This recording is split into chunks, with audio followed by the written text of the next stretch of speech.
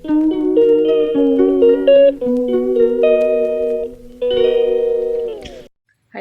Good morning. இன்றைக்கி மார்கழியோட 4வது நாள்.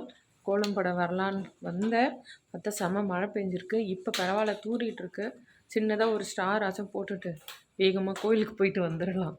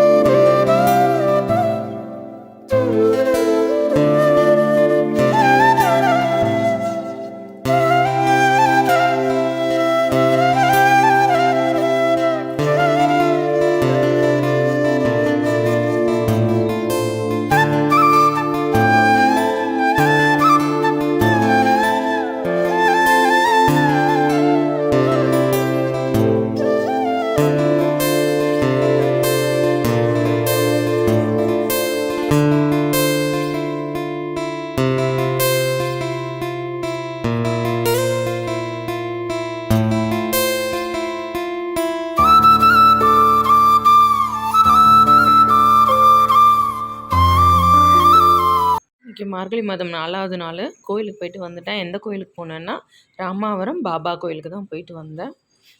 மழை காலையில் போகும்போது இல்லை.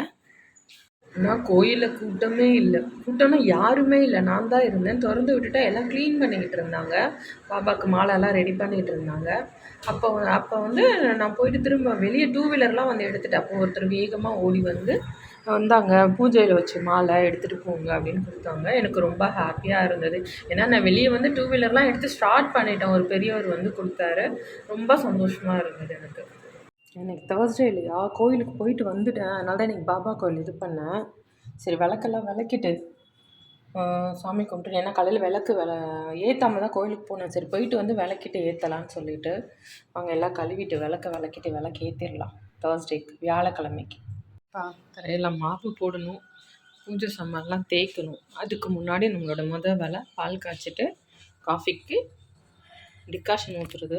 அன்றைக்கி பித்தளை டபரில் ஊற்றுனேன், இன்றைக்கி சில்வரில் தான் ஊற்ற போகிறேன். இப்போ வந்து தண்ணி கொதிச்சிருச்சு, சிம்மில் வச்சுருந்தேன்.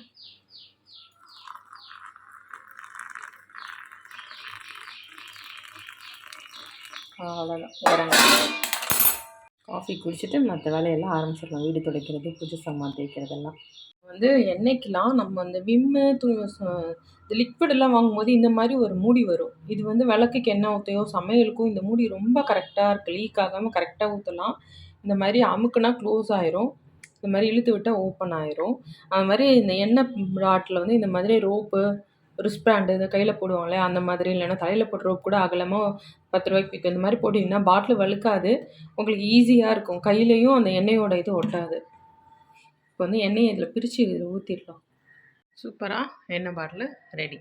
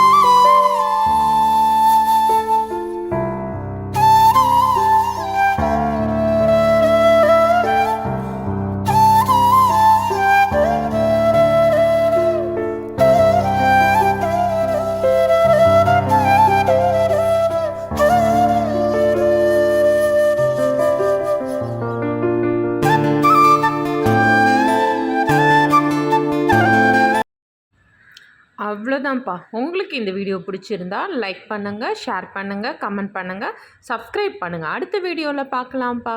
பாய்.